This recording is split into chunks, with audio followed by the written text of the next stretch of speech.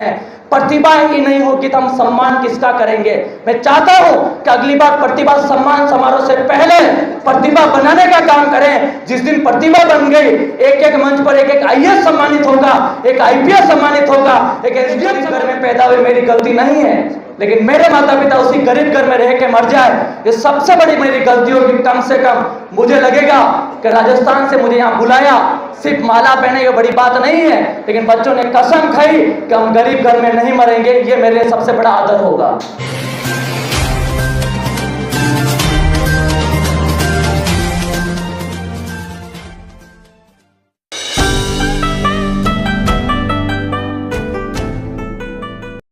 ज्यादा समय नहीं लूंगा। राजस्थान के मेवाड़ की दराज से आपके बीच में आया हूं, तो बिना कहे जाऊंगा भी नहीं। बाबा साहब की 4 पंक्तियों से मेरी बात को शुरुआत करूंगा। और जितने भी यहाँ पर पधारे लोग हैं, क्योंकि मंच की भूमिका सभी लोग निभा रहे हैं, लेकिन मैं चाहता हूँ जिन लोगों के लिए हम तालियां बजा रहे हैं, जितने भी मेधावी छात्र छात्रा यहाँ पधारे हैं, उनके लिए मैं कुछ कहना चाहूंगा। बाबा साहब की 4 पंक्तियों से मेरी बात को शुरुआत करूंगा। जितने भी 2 लोग आपस में बात कर रहे हैं, कृपया करके बात ना करें, क्योंकि ये कार्यक्रम बात बच्चों के लिए रखा है, तो बच्चों का हौसला बढ़े। 4.5 से 5 मिनट बोलूंगा, लेकिन 4 से 5 मिनट सुनिएगा। यदि वाकई में दिल दिमाग से 4 से 5 मिनट सुन लिया, तो इस बात को मैं मजबूर कर दूंगा कि मैं गरीब घर में पैदा हुई, मेरी गलती नहीं है, लेकिन मेरे माता पिता उसी गरीब घर में रह के मर जाए, ये सबसे बड़ी मेरी गलती है। मैं चाहूंगा सदन से कम कुछ करे या नहीं करे, इस कसम खा के जाए इस सदन से कि हो सकता है कि आपका जन्म एक छपरे के घर में हुआ हो सकता है कि आपका जन्म एक कहलू के घर में हुआ हो, लेकिन आपके माता पिता के अंतिम दर्शन एक महल से होंगे, तब मुझे लगेगा मेरा यहाँ आना, आप सबका सुनना एक सार्थक है। साथियों, काफी समय से मैं, क्योंकि सबसे बड़ी बात आती है जब स्पीकर रूप के में बुलाते हैं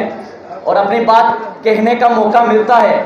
तो जब मौका मिलने से पहले जो वेटिंग का जो समय होता है वो बहुत खतरनाक होता है। मैं जितने भी युवा साथी, बड़े बुजुर्ग माता बहने ये बैठे हैं, बाबा साहब की 4 पंक्तियों से मेरी बात को शुरुआत करता हूँ। फूलों की कहानी बहारों ने लिखी, रातों की कहानी सितारों ने लिखी, अब नहीं है अपना समाज किसी का गुलाम, क्योंकि हम सभी के भविष्य का नहीं बाबा साहब ने लिखी, बाबा साहब ने लिखी। साथियों, बड़े गर्व के साथ हम कहते हैं बाबा साहब के लिए, जब किसी जमाने में किसी व्यक्ति को पानी पीने के मात्र से नहीं, आवाज मात्र से, सिंह परछाई मात्र से अपवित्र घोषित कर देते थे, उस जमाने में उस व्यक्ति ने शिक्षा का अधिकार बनाया और भारत के लोकतंत्र को चलाने के लिए संविधान लिखा, वो शिक्षा का धर्म। और मुझे गर्व है कि उसी शिक्षा के बदौलत आज यहाँ दिल्ली के बच्चे सम्मानित हो रहे हैं। साथियों, जब बाबा साहब के बारे में सुनते हैं, पढ़ते हैं, उनके बारे में, उनकी मूवीज को देखते हैं, बड़ा गर्व भी होता है। लेकिन उस जमाने में जब बाबा साहब ने संविधान को लिखा, बाबा साहब को संविधान लिखने का मौका इसलिए नहीं मिला कि वो दलित थे,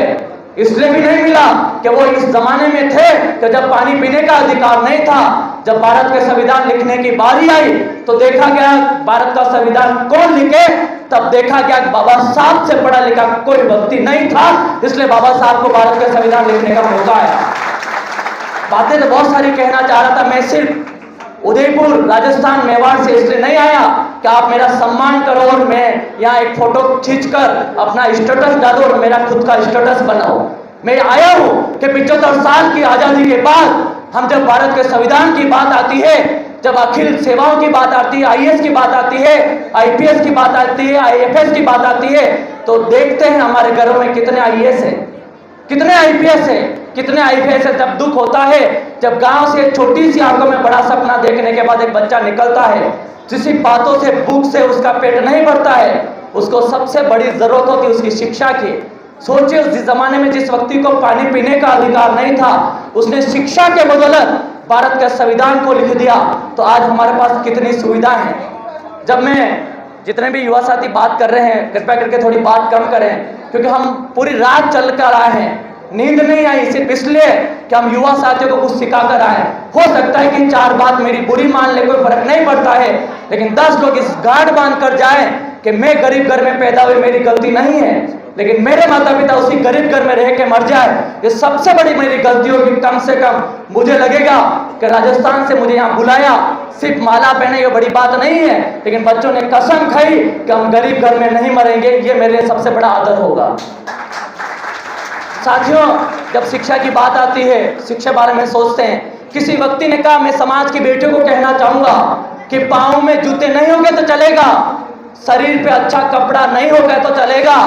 हाथ में स्मार्टफोन नहीं होगा तो चलेगा, लेकिन एक हाथ में किताब दूसरे हाथ में कलम ले लेना, जिंदगी में किसी के गुलाम नहीं बनोगे। ये मैं आपको इसलिए कहना चाहता हूं, जब लोगों को देखते हैं कि अगर एक लड़की शादी करने के बाद 3 साल तक ससुराल में रहती है और ससुराल में रहने के बाद भी साबुन भी पियर से लेकर जाती है, तब कितना बड़ा दुख होता है। मैं पूछना चाहूंगा माँ बेटियों को कि ऐसा क्या कारण है कि आज भी 3 साल बाद ससुराल का खर्चा उसके पियर वाले उठा रहे हैं। तब मुझे दर्द होता है जब बच्चा कॉलेज में जाता है, first year, second year, third year, जब उसको शिक्षा की प्रारंभिक अवस्था होती है तो वो बच्चा सिर्फ घूमने फिरने में निकाल देता है और बच्चे के पेरेंट्स उस गांव की उस केलू के छत के नीचे सपने देखते कि मेरे बच्चा उदयपुर राजस्थान या दिल्ली जाके IAS बन रहा है। मैं कहना चाहूंगा जितने भी प्रतिभाशाली बच्चे बच्चियां यहाँ पर सम्मानित हुए हैं, इस सर्टिफिकेट से हो सकता कुछ हो या नहीं हो, लेकिन माता पिता को जीवन का एक ऐसा सर्टिफिकेट देना, उसको माता पिता दुनिया को नहीं,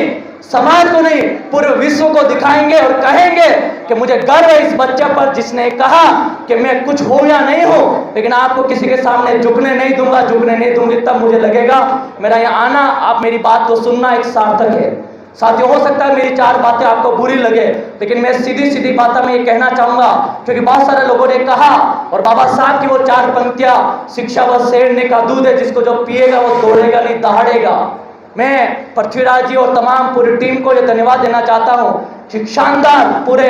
दिल्ली जैसे क्षेत्र में आपने कार्यक्रम रखा, अलग अलग क्षेत्रों से लोगों को बुलाया, हमारे बीच में मंत्री महोदय बैठे हैं। मैं चाहता हूं कि अगली बार जब ये सदन का कार्यक्रम हो, मैं पृथ्वीराज जी को भी कहना चाहता हूं कि यहाँ से जो बच्चा सर्टिफिकेट लेकर गया है, हो सकता है कि 2 या 3 साल कार्यक्रम में मत आना, लेकिन जब भी आना एक अतिथि के रूप में एक IAS बनकर आना, तब मुझे लगेगा कि मेरा इन बात को कहना, आप सबका सुनना एक सार्थक है। साथियों, पूजने वाले लोग पत्थर को भी पूछते हैं और जिसके अक्ल में पड़े हो पत्थर ही सूझते हैं। मुझे पता है इस बात का, और मैं ये गौरवान्वित महसूस करते कह सकता हूं कि जिन लोगों ने आपको सम्मानित किया है, आपको एक रास्ता दिखाया है, लेकिन 1 नहीं, 2 नहीं, 3 नहीं, 4 प्रोग्राम में मत जाइए, लेकिन जब भी जाइए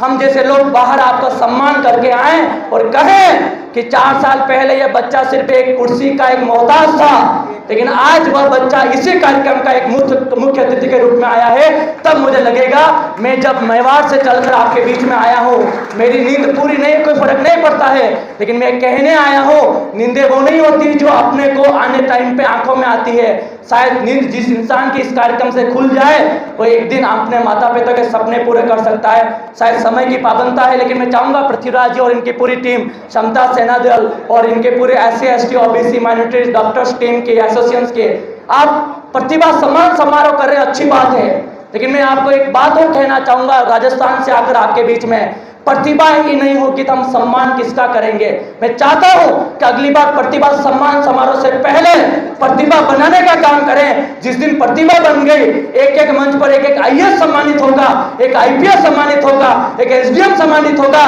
तब ये सदन गूंजने की जरूरत नहीं, इससे बाहर लोग LED पे देख रहे होंगे, कह रहे होंगे कि पहले हम सिर्फ एक 10वीं और 12वीं के सर्टिफिकेट के लिए आए थे, लेकिन उसी कार्यक्रम में एक IAS बनकर सम्मानित होने आए हैं। तब मुझे लगेगा मेरी बात को कहना, आप सबका सुनना एक बहुत बड़ी बात है। तो मैं चाहता हूं अगली बार कोई कार्यक्रम करे या नहीं करे, बच्चों के लिए सबसे बड़ा जीवन होता है मोटिवेशन। एक मोटिवेशन सेमिनार कराएं, एक ऐसा सेमिनार कराएं जिसमें बच्चे को ये पता चले कि मैं हो सकता है मेरे पास कुछ नहीं है, लेकिन ये पता करना चाहिए उस सेमिनार में कि मैं ये नहीं है, मुझे पता है, लेकिन जिंदगी में समय ऐसा लाऊंगा कि मेरे पास सब कुछ होगा। साथियों, मंत्री महोदय को भी हमें सुनना है, प्रबुद्ध जनों को सुनना है। हमारे बीच में राजस्थान के श्री शैला से नारायण जी राठौर साहब भी आए हैं, वही मुझे लेकर आए थे, एक बार उनके लिए भी जोरदार तालियां, और वाकई में बहुत अच्छा कार्य यहाँ पर कर रहे हैं। साथियों, जब बड़ा अच्छा लगता है जब आपके जैसे युवा साथियों के बीच में